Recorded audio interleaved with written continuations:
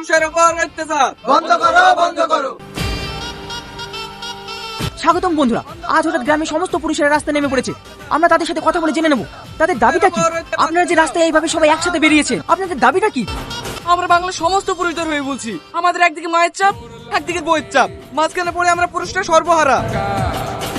এতক্ষণ আপনারা শুনছিলেন সেই নিরীহ পুরুষদের মনের কথা। তাই আপনারা আরো নিত্য নতুন খবর পেতে আমাদের চ্যানেলের সঙ্গে থাকুন, দেখতে থাকুন টেলটো নিউজ।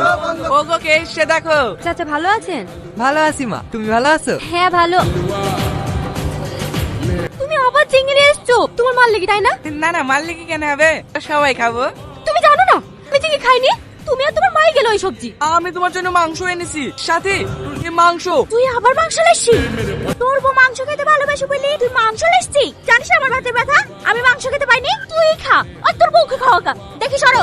মা, তোমার লাই সবজিও এনেছি।